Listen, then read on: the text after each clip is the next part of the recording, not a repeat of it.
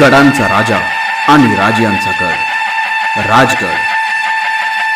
छत्रपती शिवाजी महाराजांच्या मराठी राज्याची पहिली राजधानी दुर्गेश्वर राजगड. होय, आज आपण निघालोय आकाशाला तोरण बांधणारे हिंदवी स्वराज्याच्या पहिल्या राजधानीचे दुर्गेश्वराचे दर्शन करायला. पायथ्याशी असलेल्या गावात गाडी पार्क करून आम्ही आता पायी निघालोय राजगड स्वारीला. आणि चालता चालता राजगडाची काही ठळक वैशिष्ट्येही पाहिली. प्रवास सुरू करण्यापूर्वी सबस्क्राईब करायला विसरू नका. आपले मराठी मॅटर. राजगड हा अतिशय उंच आहे. त्याची उंची पाहता तो सर्व किल्ल्यांमध्ये श्रेष्ठ आहे. त्याचा घेर 12 कोसांचा. त्याच्या मजबूती आणि उंचीची तर कल्पनाही करवत नाही. या डोंगर दऱ्यातून घनघोर अरण्यातून वाऱ्याशिवाय दुसरे कुणीही फिरकू शकत नाही. स्वराज्यावर चालून आलेल्या औरंगजेबाबरोबरच्या साखी मुस्तैद खान याने शिवरायांच्या राजगडाबद्दल मासिरे आलमगिरी या ग्रंथात केलेले हे वर्णन. स्वकीयांनी केलेल्या कौतुकापेक्षा शत्रूंनी व्यक्त केलेले हे भयच राजगडाची खरी ओळख करून देते. हीच ओळख ठेवून कानंदी आणि गुंजवणीच्या खोऱ्यात उतरावे आणि या गडाचे भारदस्त पुरुषी रांगडे रूप डोळ्यात सामावून घ्यावे.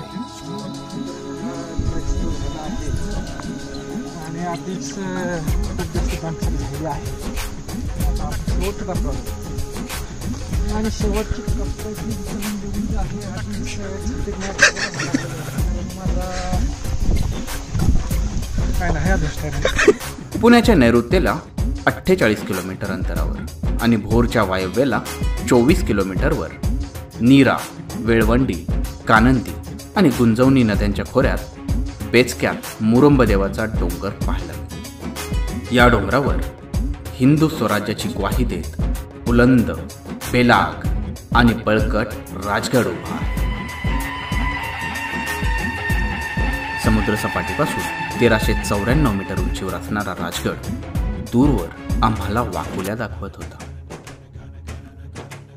राजगड साधारण 2000 वर्षापूर्वींचा डोंगर. डोंगराला किल्ल्याचे स्वरूप गौतमीपुत्र सातकर्णी याने दिले. गडाच्या पूर्वीचे नाव मुरुंबदेव. हा किल्ला बहामनी राजवटीमध्ये याच नावाने ओळखला जाईल. पुणे बेंगलोर महामार्गावर पुणे जिल्ह्यातील नसरापूरपासून एक फाटा वेल्ह्याकडे जातो. या मार्गावर मार्गसनी हे गाव लागते. तेथून साखर, गुंजवणे, वाजेगर, पाली, भूतोंडे या गावांकडे एक वाट जाते. सर्व गावांच्या बरोबर मध्यभागी डोईवरच साऱ्या मुलखावर नजर ठेवून हा ठाण्या वाघ कधीचा ठाण मांडून बसलेला आहे. त्याला भेटायचे असेल तर वर उल्लेख केलेल्या कुठल्याही गावच्या रहाळात जायचे आणि तिथून वर जाणाऱ्या आडवाटेने गड गाठायचा. गुंजवण्यातून गुंजन दरवाजाने, साखरमधून चोर दिंडीने, वाजेगर पालीतून पाली दरवाजाने आणि भूतोंडेतून अळू दरवाजाने राजगडात शिरता येते. हिरव्यागार रानावनातून मोठाल्या दगडधोंड्यातून आम्ही चोर दरवाजाच्या मार्गे गडाकडे निघालो. हुश. एकदाचा पहिला टप्पा पूर्ण झाला. चढायला सोपा असला तरी अंतर खूप असल्यामुळे आम्ही दमलो. पुढे चढण थोडी कठीण होणार होती, पण बाजूच्या रेलिंगला पकडून आम्ही निघालो. समोरच भव्य दिव्य सह्याद्रीचा अफाट पसरलेलं साम्राज्य दिसतंय.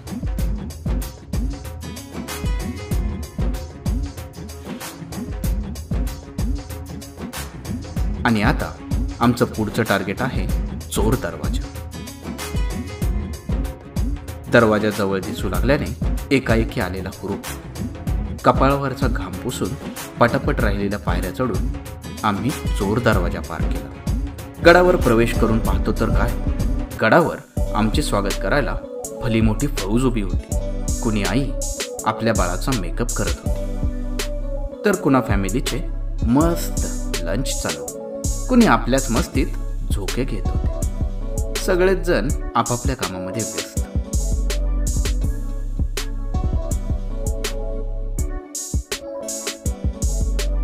राजगडाला एकूण 3 माच्या. यातील सर्वात प्रशस्त म्हणजे पद्मावती माची. हे केवळ एक लष्करी केंद्र नसून निवासाचे ठिकाणही होते. माचीवर बांधकामाचे अनेक अवशेष सापडतात. राजांचा राहता वाडा, शिबंदीची घरे, रत्नशाळा, सदर, पद्मावती रामेश्वराचे मंदिर, सईबाईंची समाधी, पद्मावती तलाव आणि अन्य तळी, धान्य, दारुगोळ्याची कोठारे, गुप्त दरवाजा, पाली दरवाजा, गुंजवणे दरवाजा या साऱ्यांमधून ही माची बराच इतिहास सांगते, दाखवते. समोर एक बोर्ड आपले लक्ष वेधून घेतो. प्लास्टिकच्या विळख्यात सापडलेल्या वास्तूंना वाचवण्याला आव्हान करणारा हा बोर्ड नक्कीच शिवप्रेमींना विचार करायला लागणारा. मित्रांनो, स्वराज्याचा मानबिंदू असणारे हे किल्ले म्हणजे आपले वैभव आहे. हे वैभव कृपया प्लास्टिकच्या जंगलात नष्ट करू नका. आपण किल्ल्यावर आणलेले प्लास्टिक परत जाताना आपल्याबरोबर घेऊन जा आणि त्याची योग्य विल्हेवाट लावा. गुप्त दरवाजातून पद्मावती माचीवर आल्यावर समोरच सुबक बांधणीचा विस्तीर्ण असा तलाव आढळतो. तलावाच्या भिंती आजही शाबूत आहेत. पद्मावती तलावात जाण्यासाठी त्याच्या भिंतीतच एक कमान बनवलेली आहे. सध्या त्यामध्ये गाळ मोठ्या प्रमाणात साठलेला आहे.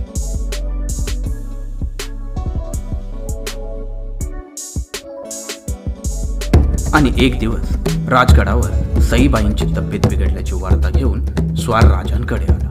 वैद्यांची औषधं, देवाचे अभिषेक, अनुष्ठानं, अंगारे दुपारे काही शिल्लक ठेवलं नाही. पण कशाचाच गुण येत नाही. एकही औषध लागू पडत नाही. दिवसेंदिवस अशक्तपणा वाढत चाललेला आहे. आणि एक दिवस स्वराज्याची बसत चाललेली घडी अर्ध्यावर सोडून स्वराज्याच्या महाराणी निघून गेल्या.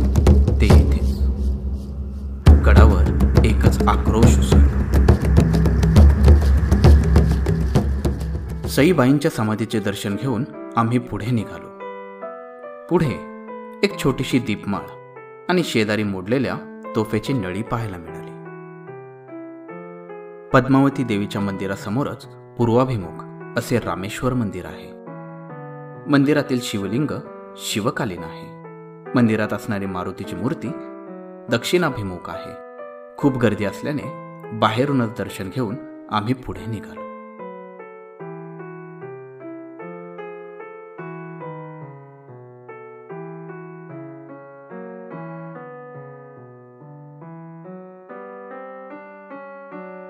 वर आलो की चहुदिशा उजळतात. सिंहगड, पुरंदर, वज्रगड, रोहिडा, रायरेश्वर, कोळेश्वरचे पठार, कमळगड, पाचगणी, महाबळेश्वर, प्रतापगड, मकरंदगड, पश्चिमेला लिंगाणा, त्यामागचा रायगड आणि हातावरचा राजगडाचा धाकटा भाऊ तोरणा असे बरेच मोठे स्वराज्य दिसू लागते. यातील प्रत्येक वास्तूच नाही तर पूर्ण राजगडच खरं तर शिवरायांचा पदस्पर्श सहवासानं भरलेला. यामुळे इथला दगड ना दगड देवघरातील एखादा टाक वाटावा असाच. जागोजागी शिवाजी महाराजांचे पुतळे उभे करण्यापेक्षा या खऱ्याखोऱ्या शिवसृष्टीचे जतन करणे गरजेचे आहे. पण आमच्या नतद्रष्टेपणामुळे आम्ही आहे त्या वास्तूंची देखील वाट लावलेली आहे. तर मागच्या बाजूला अजून एक पाण्याचा तलाव दिसू लागला. पद्मावती तलावापेक्षा निश्चितच लहान होता, पण त्यातही पाणी भरपूर होते. ठिकठिकाणी असे तलाव पाहून राजांच्या दूरदृष्टीची महती पडली.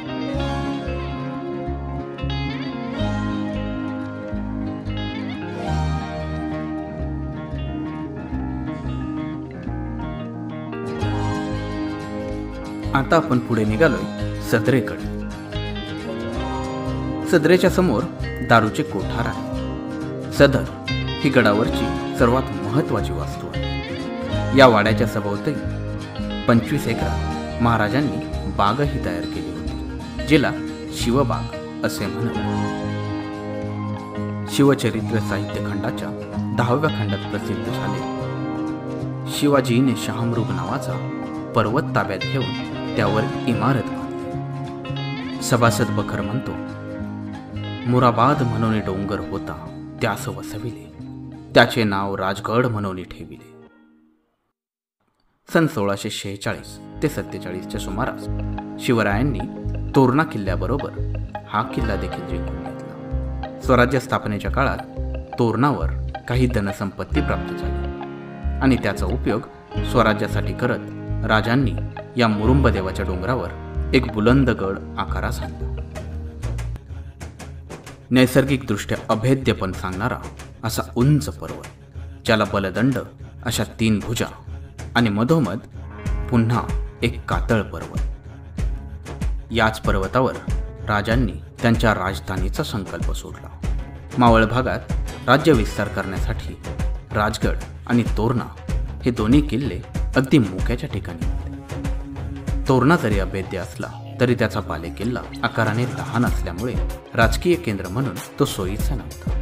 त्या मानाने राजगड हा दुर्गम, त्याचा बालेकिल्ला तोरण्यापेक्षा मोठा.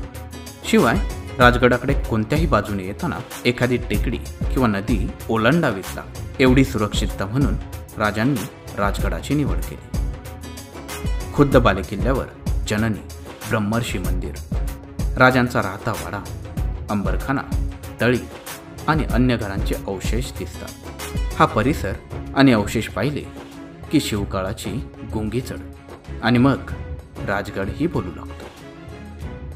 बालेकिल्ल्याच्या वाटेने निघालो तर खरं, पण किल्ल्याच्या वरच्या चढणीवर एक मोठा टुरिस्ट ग्रुप बालेकिल्ल्यात प्रवेश करण्यासाठी वाट बघत होता. आत पोचण्यासाठी बराच वेळ ताटकळत बसावे लागलं असतं आणि खूप उशीर झाला असता. मग आम्ही बालेकिल्ल्याऐवजी सुवेळा माचीकडे जायचे ठरवले आणि निघालो पूर्वेच्या बाजूला.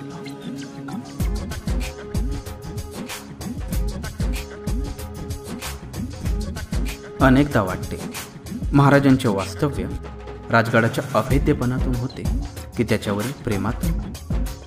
त्यांच्या या वास्तव्यात या गडाने छत्रपती राजारामांचा जन्म अनुभवला, सईबाईंचा मृत्यूही सोसला.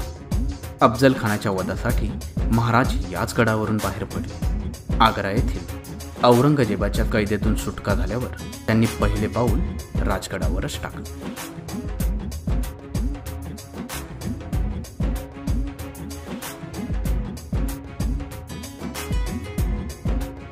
गडाच्या मध्यावरच्या सपाटी आणि हाराकिरीच्या जागेला तटबंदीचे शेला पागोटे चढवले की ती बनते माची. अनेक गडांना ही माची दिसते. राजगडाचे नशीब मात्र या बाबतीत थोर. या गडाला पद्मावती, संजीवनी आणि सुवेळ्यासारख्या 3 लढाऊ माच्या मिळाल्या. जणू स्वराज्यासाठी लढणाऱ्या महिषासुरमर्दिनी, दुर्गा आणि काली. स्वराज्याच्या राजधानीचे हे जणू बलदंड बाहू. मोगल आक्रमणाच्या वेळी सुद्धा या माचांनीच अगोदर गड लढवला. मुस्तैद खान म्हणतो, राजगडाभोवतीच्या या माचा म्हणजे 3 स्वतंत्र किल्ले. या भक्कम तटबंदीमुळे किल्ला जिंकणे अशक्य. तटाच्या खाली भयंकर दऱ्या आहेत आणि तेथे जाणाऱ्या वाटा अतिशय अवघड. पूर्वेकडे दिसणारा देखावा आयुष्यभराची एक आठवण म्हणून मनी साठवला.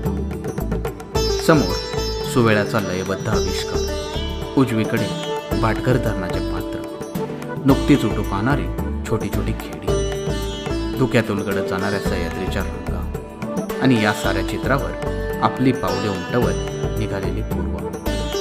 राजगडाच्या या स्मरण वेळांचे कर्ज आयुष्य दिले तरी फेटायचे नाही. दुसऱ्या टप्प्यात तटबंदीच्या दोन्ही बाजूला आतील अंगास भुयारी, चिलखती, परकोटीची रचना केलेली आहे. चिलखती बुरुज. बुरुजावरती गेल्यावर भगवा डौलाने फडकताना दिसतो. बराच वेळ आम्ही या बुरुजावर घालवला.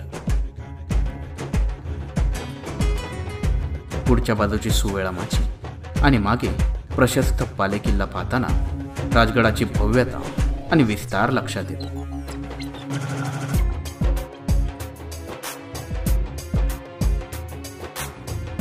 अतिशय अप्रतिम असे ड्रोनचे शूटिंग चिलखती बुरुजावर झाले.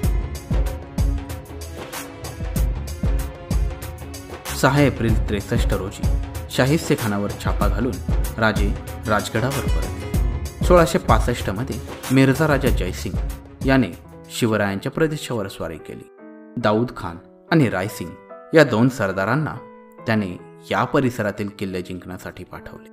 30 एप्रिल 1665 रोजी मुघल सैन्याने राजगडावर चाल केली, पण मराठ्यांनी किल्ल्यावरून विलक्षण मारा केल्यामुळे मुघलांना माघार घ्यावी लागली. शिवाजी महाराजांनी मिर्झा राजांबरोबर तह करताना 23 किल्ले देण्याचे मान्य केले आणि स्वतःकडे 12 किल्ले ठेवले. या 12 किल्ल्यांमध्ये राजगड, तोरणा, लिंगाणा, रायगड यांचा समावेश होता. सुवेळाच्या मधोमध एक कातळ कडा उभा आहे. समोरून त्याचा आकार एखाद्या हत्तीसारखा वाटतो. या कातळाच्या पोटात 150 माणसे बसू शकेल एवढे आरपार पडलेले छिद्र आहे. या भौगोलिक आविष्काराला कोणी नेड म्हणतं तर कोणी वाघाचा डोळा. नाव काही का असेना, पण याची नजर एखाद्या ठाण्या वाघाप्रमाणे 10-15 किलोमीटरच्या परिघात सर्वत्र फिरत असते. हा सारा देखावा आकाशातून पाहू गेलो तर तो एखाद्या पंख पसरलेल्या पक्षाप्रमाणेच भासतो. जणू हिंदवी स्वराज्याचा हा गरुडच. आम्ही सुद्धा येथून ड्रोनद्वारे आकाशातून राजगडाकडे पाहण्याचा केलेला हा प्रयत्न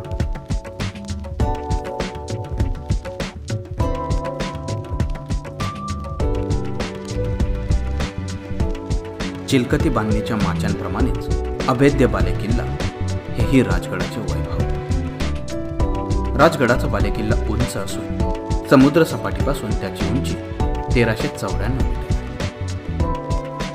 700-800 फूट उंच, चहूबाजूंनी तुटलेले कडे अशा या बालेकिल्ल्याबद्दल पंडित महादेव शास्त्री जोशी लिहितात, 4500 फूट उंचीला भिडणारा हा खडक म्हणजे शुद्ध दगड आहे. मेघ शिळधारी वर्षतात, पण तिथे तृणबीजही उगवत नाही. मग झाडेझुडपे कुठली? तो पावसात भिजतो, वाऱ्यावर सुकतो आणि उन्हात तापतो. जणू युगायुगांचा उभा अनिकेत तपस्वीच.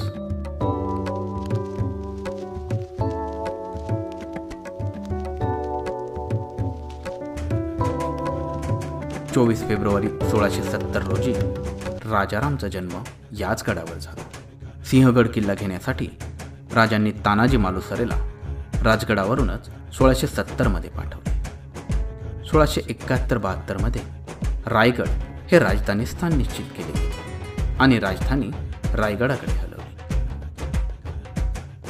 स्वराज्याचे पहिले पाऊल ते हिंदवी सत्तेचा उत्कर्ष सारे या गडाने पाहिले. घरातील एखाद्या बुजुर्गाच्या नात्याने शिवरायांवर सतत आशीर्वादाचा, मायेचा हात ठेवला.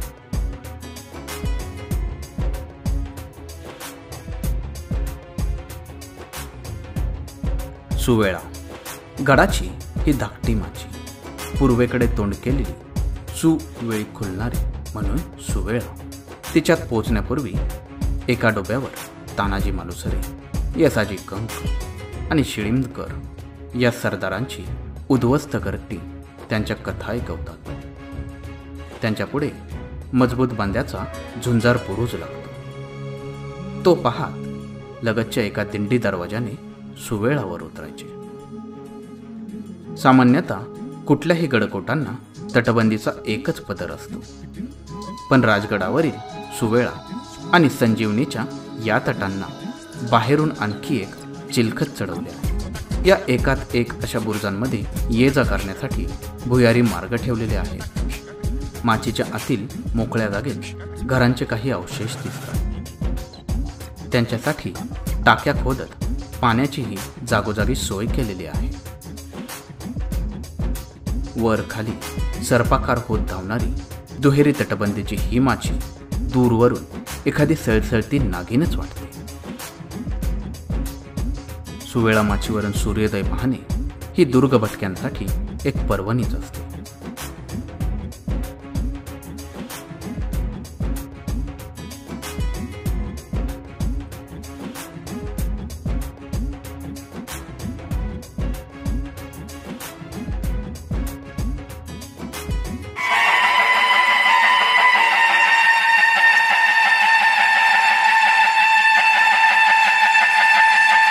इसवी सन 1648 ते 1672 तब्बल 25 वर्ष महाराजांनी इथे वास्तव्य केले. शिवरायांच्या सहवासाचे सर्वाधिक भाग्य जिजाबाईंच्या खालोखाल राजगडालाच मिळाले असेल. गडाच्या ढासळत्या प्रत्येक चिराचा ओरखडा इथे येणाऱ्या प्रत्येक शिवमनावर उमटतो. काही जण दुःख गाळतात, काही सरकारला शिव्या शाप देतात, पण या निराशेतूनही काही उत्साही हात आणि विधायक मने हे चित्र बदलवण्याचा प्रयत्न करतात. गडाच्या जतन संवर्धनासाठी अनेक संस्थांमार्फत साफसफाई मोहिमेपासून ते ढासळलेल्या बांधकामांच्या पुनर्रचनेपर्यंत अनेक कामे चालू आहेत. सध्या अनेक गडांवर अशी स्वराज्याची कामे चालू आहेत. दुःख गाळण्यापेक्षा अशा कामांना मदत करणे हेही एक शिवकार्यच आहे. चला, या शिवकार्यामध्ये आपणही सहभागी होऊ. दुर्गेश्वराचा आशीर्वादाचा मायेचा हात पाठीवर ठेवून आम्ही जड अंतकरणाने परत निघालो. मनामध्ये पुन्हा परत येण्याची आशा ठेवू.